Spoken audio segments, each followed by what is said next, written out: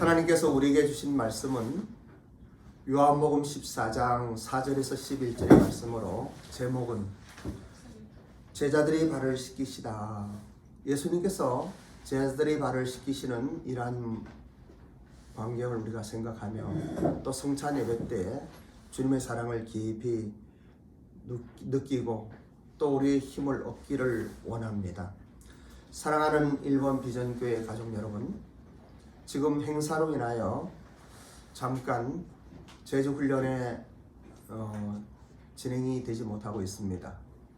그 다음 주 지나면은 셋째 주부터는 다시 성인들을 대상으로 제주훈련을 할 것입니다. 오랜만에 참으로 몇 년 만에 야호보건교회에서 예배를 드리는데 우리 교회에서 항상 느낍니다마는 하나님의 큰 은혜가 임하는 거예요. 예배가 시작될 때, 찬양이 시작되기 전에 성령 하나님의 기름 부음 속에 얼마나 감사와 그리고 하나님을 향한 경배의 마음이 제 가슴속 벅차게 느껴지는지 오늘 아침도 그렇습니다. 우리 일본 비전교회 예배를 드릴 때 살아계신 하나님의 은혜가 얼마나 감사한지, 또 우리 교회 성도님들 한 분 한 분들이 얼마나 소중한지 그저 감격하며 살아계신 하나님의 은혜를 찬양하는 것입니다. 오랜만에 가서 우리 정금비 장로님과 함께 우리 모교회인 야호보건교회 미치모토 목사님에게 인사드리려고 간사이 성수학원에 갔습니다. 그 이사진들이 이렇게 앉아 계시는데 여러분들은 아시는 분은 아시고 모르는 분은 모를 거예요. 우리 일본 비전교회가 속해 있는 일본 보건교회는 제2C라고 하는데 간사이 지역에서는 가장 큰 단체예요. 그리고 한때는 일본에서 가장 크다고 하는 사카이 복음교회, 그리고 야오시에서 가장 큰 교회인 야오복음교회, 또 나라시에서 가장 큰 나라복음교회, 그리고 돈다바이시에서 가장 큰 돈다바이시 복음교회, 이렇게 해서 각 처마다 동경까지 나고야까지 한 40여 개의 교회가 있는데 교회마다 다 일본에는 특이하게 자기 자체 건물을 다 가지고 있어요.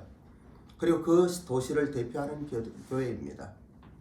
그리고 아주 신학생들도 부족한데 우리 간사이 성수학원은 항상 학생들이 넘쳐서 잘라내거든요. 일본에서는 특이한 곳입니다. 그러함에도 불구하고 우리 장로님 인사하시고 저도 좀 같이 이렇게 인사하면서 앉은 자리를 보니까 15년 전에 계셨던 분이 그대로 계신 거예요. 우리 미치모토 목사님이나 오다 목사님이나 또 후쿠노 목사님이나 제바에 이렇게 오시는 분들, 그리고 또 사카이 복음교회에 이런 면면을 볼 때 그냥 그러고 나왔는데 하루가 지나고 이틀이 지나면서 그렇게 눈물이 나는 거예요. 15년 전에 계셨던 그분들이 여든이 다 돼서 지금도 앉아 있는 거예요. 오다 목사님만 아직 일흔이 안 되신 분이고, 그때도 오다 목사님은 간사이 성수학원의 원장님으로 또 일본의 리더십으로 이렇게 계시는 분이었지만 앞으로 한 10년 지나면 이 교회가 어떻게 될까 생각하니까 앞이 캄캄한 거예요.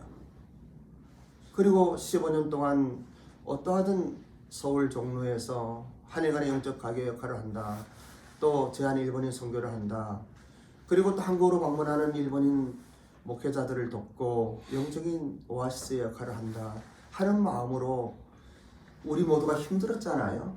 함에도 불구하고 힘을 내서 그러한 사명을 따라 여기까지 왔습니다.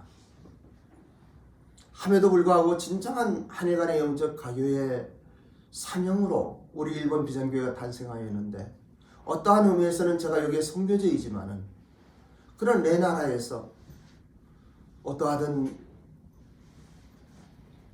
편안한 가운데 또 우리 성도님들의 사랑과 또 존경과 함께하는 이 마음 가운데 여기까지 왔습니다. 그런데 진정한 일본 한일간의 영적 가교 역할을 한다는 것이 무엇인가 하는 깊은 생각을 하게 되는 거예요. 우리가 큰 일은 할 수 없습니다. 저도 큰 일은 할 수가 없어요. 일본에 큰 우리 선교사님들이 많이 계십니다. 훌륭하고 정말 위대한 지도자들이 있습니다. 그분들은 일본 교단 안에 겉돌고만 있지 그 중심에 있지 못하는데, 우리는 일본 교단의 중심에 있고 저는 그 가운데에 있는 거예요. 그럼 무엇을 어떻게 해야 할까 하는, 특별히 할 수 있는 일도 없지만은 눈물로 기도하며 하나님께 간구하는 것입니다. 오늘의 본문의 말씀을 보면은 우리에게 섬김의 중요한 교훈을 알려주는 진리의 말씀입니다. 베드로는 주님께 발을 맡기지 않으려고 완강히 거부합니다. 오늘날 저는 아버지 학교의 리더로 섬기면서 그런 이야기를 했어요. 높아지는 것도 십자가입니다. 여러분, 제의와 훈련을 받고 선교사로 세워지는 것도 십자가인 거예요. 하나님 우리를 세우시고 우리를 높이시면 우리는 예수님의 모습과 같이 이 성김의 본에 우리의 마음을 열고 우리의 걸음을 그 하나님 앞에서 다시 한번 점검하며 가야만 합니다. 저를 부족하여 우리 모두가 얼마나 부족합니까? 얼마나 연약합니까? 아마도 우리도 이 베드로 같은 입장이라면, 그 당시에 그러한 경우라면은 마땅히 베드로 같이 내 발은 씻지 못한다라고 이야기를 했을 거예요. 제자가 선생의 발을 씻기는 것이지, 그리고 종이 주인의 발을 씻기는 것이지 선생님이 제자의 발을 씻기는 것은 아니잖아요. 이는 당시 유대인들의 관습이며 예절이고 그리고 도덕률이었습니다. 이 베드로의 황당한 사양은 세상의 양식으로 보면, 세상의 상식으로 보면 겸양지덕이 됩니다. 그러나 주님께서 보여주신 섬김의 행동은 제자들에게 이 겸양지덕의 윤리적인 삶을 이야기해 주는 것이 아니에요. 예수님의 그 행동은 하늘의 신비한 하늘의 영광과 능력 가운데 우리가 어떻게 살아야 하는지 하는 것들을 보여주는 모습이에요. 신앙생활에서 삶의 윤리적 측면을 지나치게 강조하게 되면 베드로의 경우처럼 하나님께서 예비하신 은혜의 약속을 놓칠 가능성이 있습니다. 아직 베드로는 하나님께서 약속하신 은혜의 풍성한 계획에 대하여 장님이었습니다. 주님께서 행하시는 일에는 언제나 인간의 상상을 뛰어넘는 신령한 뜻이 있음을 알고 순종한다면 발을 씻기시려는 주님의 섬김에 그저 감사함으로 자신을 맡길 수밖에 없었을 것입니다. 그런데 우리들도 살아가면서 이 세상의 상식과 윤리와 또 도덕의 윤리를 따라서 우리가 당연히 여기는 그 길만 간다고 하면 때로는 하나님의 은혜를 놓칠 때가 있다고 하는 것을 말씀드리고 싶은 것입니다. 오늘의 본문 요한복음 13장 4절로 11절의 말씀을 우리 한번 다시 큰 목소리로 합독하기를 원합니다. 4절부터 봉독합니다. 시작. 저녁 잡수시던 자리에서 일어나 겉옷을 벗고 수건을 가져다가 허리에 두르시고 이에 대하에 물을 떠서 제자들의 발을 씻기시고 그 두르신 수건으로 닦기를 시작하여 시몬 베드로에게 이르시되 베드로가 이르되 주여 주께서 내 발을 씻기시나이까? 예수께서 대답하여 이르시되 내가 하는 것을 내가 지금은 알지 못하나 이후에는 알리라. 베드로가 이르되 내 발을 절대로 씻지 못하시리이다. 예수께서 대답하시되 내가 너를 씻어주지 아니하면 내가 나와 상관이 없느니라. 시몬 베드로가 이르되 주여 내 발뿐 아니라 손과 머리도 씻어 주옵소서. 예수께서 이르시되 이미 모욕한 자는 발밖에 씻을 필요가 없느니라. 온몸이 깨끗하니라. 너희가 깨끗하라 하는 아니라 하시니 이는 자기를 발자가 누구인지 아심이라. 그러므로 다는 깨끗하지 아니하다 하시니라. 이렇게 말씀하십니다. 여기에 보면은 이 7절입니다. 예수께서 대답하여 이르시되 내가 하는 것을, 예수님께서 하시는 것을 내가 지금은 알지 못하나 이후에는 알리라고 말씀하십니다. 오늘날 우리는 이 예수님께서 이 세족식을 통하여 보여주었던 성김의 모범을 우리는 가슴에 느끼고 있습니다. 그리고 또 그렇게 살아가야 한다고 결정하고 있습니다. 결단하면 안 되더라도 그 길을 가려고 우리는 한 걸음 한 걸음 나아가고 있습니다. 그런데 베드로는 하나님의 신비를 알지 못하고 하나님의 예수 그리스도의 그 가슴에 넘치는 이 제자들을 사랑하고 아끼고자 하는 그 마음을 헤아리지 못하고 이제는 거꾸로 이야기합니다. 내 발뿐 아니라 손과 머리도 씻어달라고 이야기합니다. 그런데 예수님께서는 이미 모욕한 자는 발밖에 씻을 필요가 없다. 이 말씀은 어떠한 말씀인가 하면은 예수 그리스도의 십자가의 보혈의 능력에 힘입어 모든 죄를 용서함 받고 구원받아 거듭난 성도들도 다시 이야기하면 모욕한 사람들도 이렇게 발을 씻을 필요가 있다고 하는 것입니다. 우리는 살아가면서 과거의 우리의 모든 죄와 현재의 모든 죄와 미래의 모든 죄, 우리 인간의 모든 아픔과 상처와 고통과 그리고 부끄러움과 수치스러움과 이러한 모든 인간의 죄의 문제를 십자가에서 완전하게 해결하신 우리 주 예수 그리스도를 찬양하고 있습니다. 함에도 불구하고 어떤 이들과 같이 회개할 이유가 없다. 그리고 그냥 예수님의 십자가의 보혈로 이제는 모든 것이 해결되었다. 물론 해결되었습니다. 함에도 불구하고 오늘의 이 세족식 현장에서 우리 예수님께서 보여주시는 것은 날마다 주님의 발 씻김이 필요하다고 하는 것입니다. 지난번에 두 가지의 생명에 대하여 말씀드렸습니다. 자연적 생명과 영생의 이야기를 말씀드렸습니다. 먼저 자기 생명, 즉 자연적 생명은 헬라어로 푸시케라고 제가 말씀을 드렸죠. 이것은 인간의 마음 또는 자라고 이야기하며 에고라고 가리키고 있다고 말씀을 드렸습니다. 다시 말씀드리면 이는 생명적인 생물학적인 생명입니다. 그리고 자연 상태에 태어나서 우리가 가지고 있는 생명의 상황을 이야기하고 있습니다. 이것은 신학적으로 이야기하면 자연인, 즉 성경에서 말하는 죽은 생명, 타락한 육체라고 이야기 드렸습니다. 다른 하나의 영생이라는 헬라어는 조에라고 하는 헬라어인데 이것은 하나님과 함께 사는 생명을 가리킨다고 말씀을 드렸습니다. 영생이란 여러 번 말씀드립니다만 끝이 없는 영원히 그냥 사는 시간을 이야기하는 것이 아닙니다. 하나님과 함께 사는 죽음이 존재하지 않는 죄의 모든 문제가 해결된 그 하나님과의 삶의 시간을 이야기하고 있습니다. 쉽게 말씀드리면 영생이란 생물학적으로 태어나 유한한 인생의 생명 속에 덧붙여진 하나님의 사랑과 은혜의 영생의 약속의 말씀, 그것을 믿으며 죄의 문제가 해결되고 그리고 죽음도 없고 이제는 눈물도 없는 천국을 바라보는 거듭난 하나님의 사람들의 삶의 모습을 이야기하고 있습니다. 우리는 그러한 사람들을 거듭난 사람이라고 이야기합니다. 여러분들은 거듭나셨습니까? 오늘 베드로는 본문의 말씀을 자세히 이렇게 보면은 우리와 같이 연약한 모습을 보게 됩니다. 그는 푸시케와 조에의 이 생명의 셀에 왔다 갔다 하는 것이에요. 구원받아서 거듭난 신앙인들도 자연인인 인간적 생각과 또 믿음으로 거듭난 영원한 생명 가운데에 조회 속에 왔다 갔다 합니다.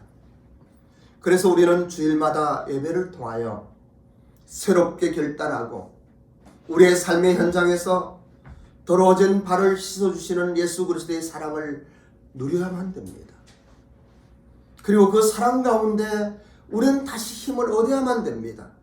주님의 그 섬김에 감사의 눈물을 흘리고 그리고 예배드리며 다시 한번 하늘의 영광을 바라볼 수 있는 이 시간이 얼마나 소중한지 모릅니다. 예수님은 내일이면 체포되어 십자가에 달려 죽게 될 것입니다.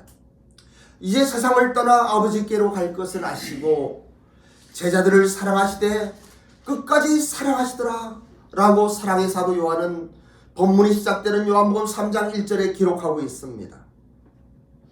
그리고 그 첫사랑의 모습은 본문의 세족식을 통하여 확인시켜 주시며 우리를 다시 한번 그리스도의 사랑으로 이끌어가고 있습니다.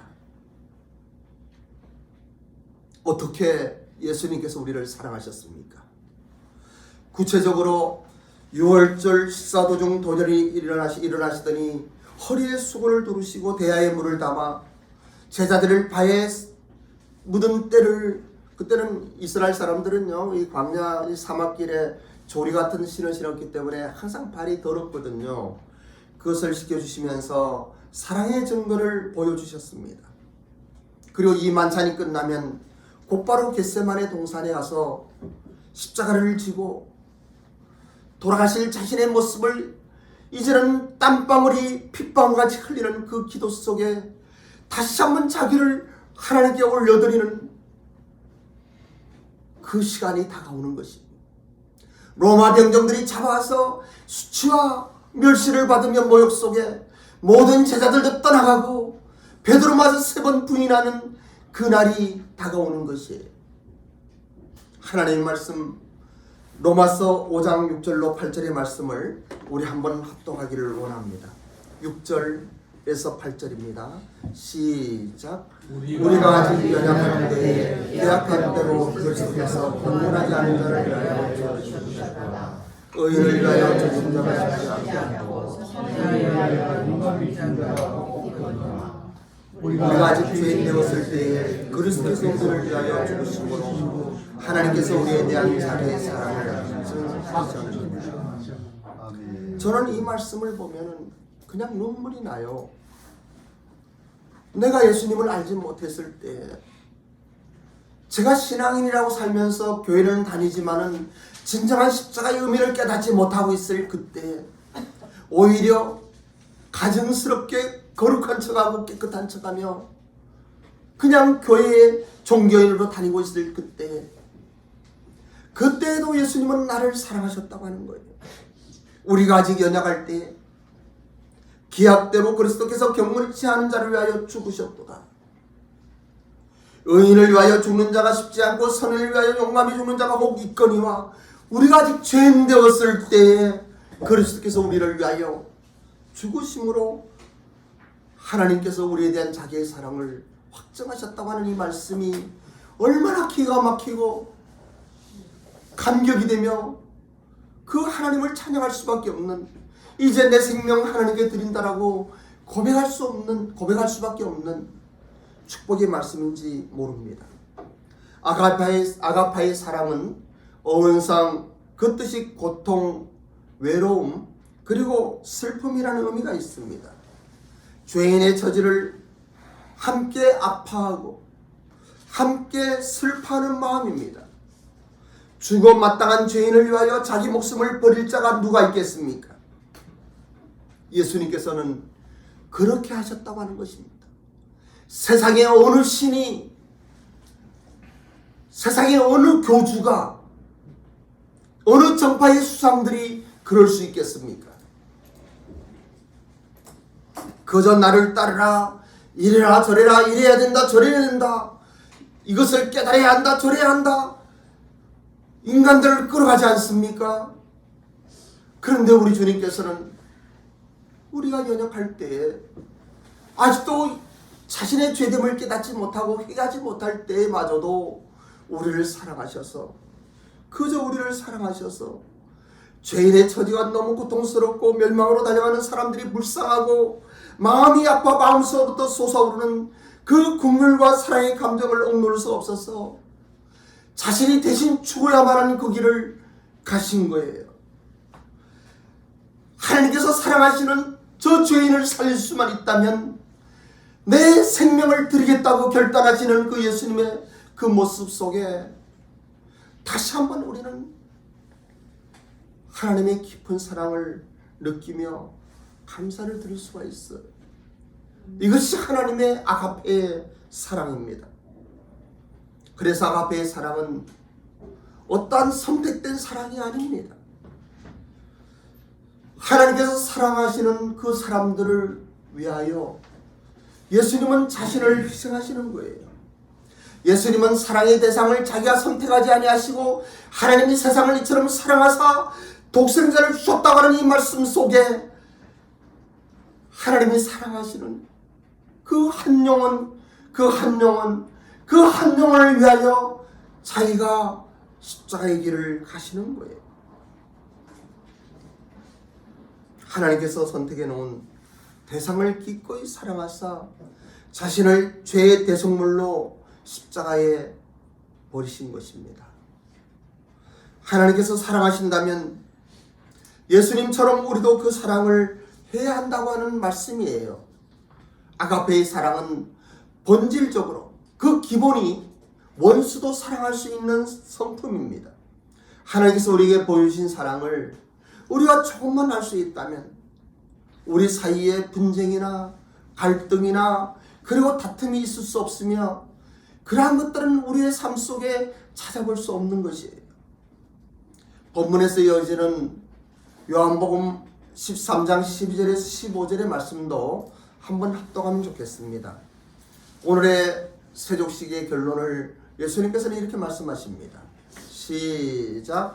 그들의 발을 씻기신 후에 옷을 입으시고 다시 앉아 그들에게 이르시되 내가 너에게 행한 것을 너희가 아느냐. 너희가 나를 선생이라 보는 줄 아니 너희 말이 옳도다. 내가 그러하다. 내가 주와 또는 선생이 되어 너희 발을 씻었으니 너희도 서로 발을 씻어주는 것이 옳으니라. 내가 너에게 행한 것 같이 너희도 행하게 하려 하여 본을 보였노라. 이러한 말씀이 여러분 어떻게 들려옵니까? 그럼에도 불구하고 우리는 완악하여 누구든지 사랑할 수는 없는 연약한 존재들입니다. 우리를 사랑하시되 끝까지 사랑하셨던 예수님의 사랑을 받은 여러분들은 어떻습니까? 여러분들에게 여쭤보고 싶습니다. 하나님께서 주신 우리의 이웃이 누구입니까? 우리가 모든 사람을 사랑할 수 없다고 하더라도 내 이웃을 내 몸같이 사랑하라고 말씀하셨던 하나님의 대강령 속에 우리의 이웃이 누구입니까? 누가 여러분의 이웃입니까? 주님의 몸된 교회의 지체들이 아니겠습니까? 우리의 혈육의 형제들이 아니겠습니까? 지금 함께 앉아 예배를 드리는 우리 좌우에 계신 분들이 아니겠습니까? 사랑하는 성도 여러분, 좌우에 계신 분들을 한번 바라보며 사랑의 인사를 해보지 않겠습니까? 그분의 눈을 이렇게 지극히 사랑의 눈으로 바라보면서 존경과 사랑의 인사를 해보지 않겠습니까? 하나님께서 사랑하셔서 독생자 예수님을 희생시킨 하나님께서 사랑하신 그분입니다. 그리고 주님의 몸된 일본 비전교회에 보내주신 존귀한 분들이십니다. 우리의 허물을 용서하시고 주님께서 발을 씻겨주시는 주일 예배를 함께 드리는 분들입니다. 한번 돌아보시면서 여러분 한번 인사를 해보십시오. 옆에 있는 분 눈을 마주치면서 이렇게 사랑의 눈으로 바라보세요. 인애로운 주님의 이름으로 사랑합니다 라고 이야기해 보셔요. 존귀하신 하나님의 사랑으로 사랑합니다 라고 한번 이야기해 보셔요. 한번 해보셔요. 서로 사랑한다고. 정말 오랜만에 한 8년 만에 만나잖아요. 예. 주님께서 말씀하십니다. 사람이 나를 섬기려면 나를 따르라. 나 있는 곳에 나도 나를 섬기는 자도 거기 있으리니 사람이 나를 섬기면 내 아버지께서 그를 귀히 여기시리라. 우리가 예수님을 섬긴다고 하는 것이 무엇입니까? 많은 이야기하지만은 오직 하나예요. 보이지 않는 하나님을 어떻게 섬길 수 있겠습니까? 보이는 주님의 몸된 교회를 사랑하고 섬기는 것이에요. 보이는 주님의 몸된 교회의 지체들을 사랑하고 섬기는 것이에요. 서로 중보하며 서로 기도하며 그리고 서로 존중하며 용서하고 사랑하며 주님의 성김의 본이 되신 이 세족식을 우리 가슴에 안고 그렇게 섬기는 것입니다. 지난 설교에서 저는 여러분들에게 기도하면서 이런 생각이 들었다고 말씀을 드렸어요. 더 감사가 넘치는 것은 살아계신 주님과 동행한다고 하는 것이 거듭난 신앙인에게만 허락되는 하늘에 속한 신령한 복이라고 말씀을 드렸습니다. 여러분에게 하늘에 신령한 복이 넘치는 축복이 임하기를 원합니다. 오늘은 제자들의 발을 씻기시다는 제목을 가지고 이러한 말씀을 드립니다. 여러분이 이 말씀 가슴에 담고 주님의 그 마음을 내 가슴에 담고 내 이웃에, 내 주위에, 내 직장 속에, 또 여러분 가정 속에, 또 교회 안에 때로는 마음에 들지 않고 힘든 사람이 있다고 하더라도 주님이 우리를 사랑하시는 이 아카페의 사랑으로 그들을 용서하지 않겠습니까? 그리고 그들을 사랑하지 않겠습니까? 그리고 그 이전에 다시 한번 십자가의 의미를 깨닫고 나의 죄와 허물을 위하여 죽으셨던 그 갈보리 십자가, 그 십자가의 의미를 깊이 가슴에 담지 않겠습니까? 이러한 축복으로 또 한 주간도 승리하시는 우리 일본 비전교회 성도님 되시기를 주님의 이름으로 축원합니다. 아멘.